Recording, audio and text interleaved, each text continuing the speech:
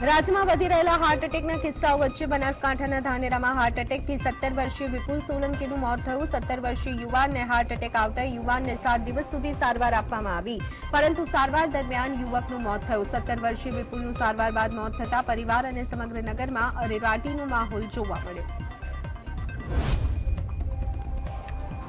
રાજકોટના ધોરાજીના જૂનાગઢ રોડ પર આવેલા પ્લાસ્ટિકના કારખાનામાં વિકરાળ આગ લાગવાની ઘટના બની। કારખાનાના માલિકે જણાવ્યું કે પ્લાસ્ટિકના કારખાનામાં શોર્ટ સર્કિટના કારણે આગ લાગી હતી। આગ લાગવાની ઘટના દરમિયાન નગરપાલિકાને ઇમરજન્સી પર ફોન પર ઘણી વખત જાણ કરવાનો પ્રયાસ કર્યો હતો, પરંતુ નગરપાલિકાનો ઇમરજન્સી ફોન ડેડ હોવાથી રૂબરૂ જઈ અને જાણ કરવાની ફરજ પડી હતી।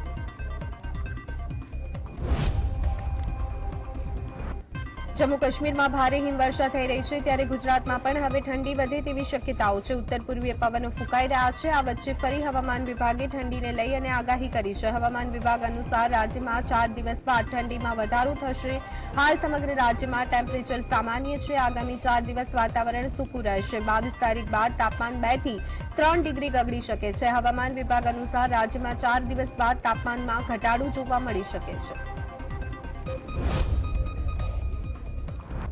છોટાઉદેપુરમાં કોંગ્રેસના યુવા નેતા સંગ્રામ રાઠવાએ ભાજપ પર સનસનીખેજ આરોપ લગાવ્યા। સંગ્રામ રાઠવાના જણાવ્યા પ્રમાણે ઝુસ બેઠકના આદિવાસી મહિલા સભ્ય શર્મિલાબેન રાઠવાને જિલ્લા પંચાયત પ્રમુખ બનાવવા ભાજપે ₹50 લાખ માંગ્યા હતા, જેથી મલકાબેને 2.5 વર્ષ શાસન કર્યા બાદ પણ તેમને રિપીટ કરવામાં આવ્યા હતા। ડાંગ જિલ્લામાં કોંગ્રેસ સમિતિના પ્રમુખ તરીકે મુકેશ ચંદરભાઈ પટેલની વરણી થતા તેઓનો આહવા ખાતે પદગ્રહણ સમારોહ યોજાયો, જેમાં ઓલ ઇન્ડિયા કોંગ્રેસ કમિટીના અધ્યક્ષ ગૌરાંગ પટિયા, ધારાસભ્ય અનંત પટેલ હાજર રહ્યા હતા। ત્યારે બીજી તરફ પદગ્રહણ કાર્યક્રમમાં કાર્યકર્તાઓની પાંખી હાજરીથી કોંગ્રેસની આંતરિક જૂથબંધી પણ બહાર આવી છે। તેમજ પદગ્રહણ સમારોહમાં વાંસદાના ધારાસભ્ય અનંત પટેલને લોકસભા ઉમેદવાર તરીકે ઘોષિત કરવામાં આવ્યા હતા।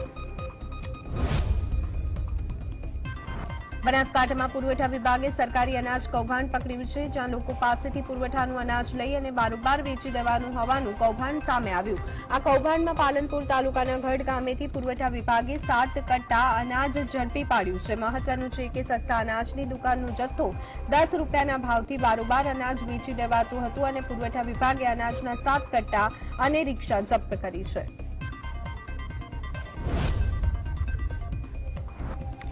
બનાસકાંઠામાં ખનીજ માફિયા અને રોયલ્ટી ચોરો બેફામ બન્યા છે। પંચમહાલ બાદ બનાસકાંઠામાં પણ સરકારી ગાડીઓનું જાસૂસી કાંડ સામે આવી રહ્યો છે। ખાણ ખનીજ અને પોલીસની ગાડીઓનું જાસૂસીનું ગ્રુપ બહાર આવ્યું છે, જેમાં ઓડિયો ક્લિપમાં સરકારી ગાડીઓના લોકેશનની માહિતી આપવા હોવાનો ઉલ્લેખ પણ કરવામાં આવ્યો છે। વોટ્સએપ ગ્રુપના સ્ક્રીનશોટ અને ઓડિયો ક્લિપ સોશિયલ મીડિયામાં વાયરલ થયા છે।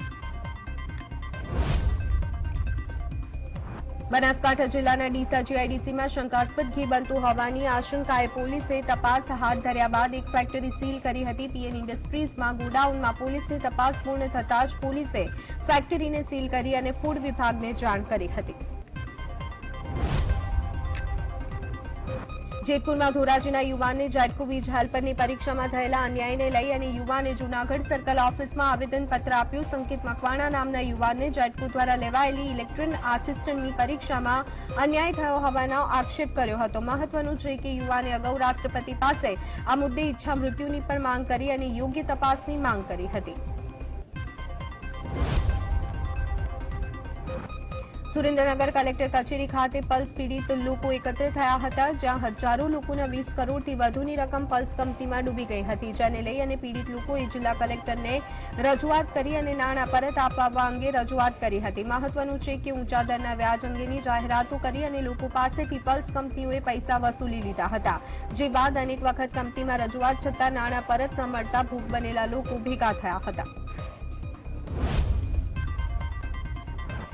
અરવલ્લી જિલ્લાના મોડાસા આર્ટ્સ કોલેજમાં એબીવીપીએ હલ્લાબોલ કર્યો હતો। કેમ્પસ ક્લાર્કના ઉદ્ધતાઈ ભર્યા વર્તનના આક્ષેપોની સાથે સૂત્રોચ્ચાર કર્યા હતા, તેમજ સૌથી વધારે કાર્યકરોએ ક્લાર્કનો ઘેરાવો કર્યો હતો, જેમાં ભામાશાહ હોલ ભાડે લેવાના વિવાદને લઈ અને મામલો બીચક્યો। ક્લાર્ક પાસે માફીપત્ર લખાવી માફીની માંગ સાથે ભારે સૂત્રોચ્ચાર કર્યો હતો। ગુજરાત યુનિવર્સિટી ખાતે ખાણીપીણીની લારી બંધ કરાવવામાં આવી હતી, જે મામલે યુનિવર્સિટી અને ખાણીપીણીની લારીવાળા આમને સામને જોવા મળ્યા હતા।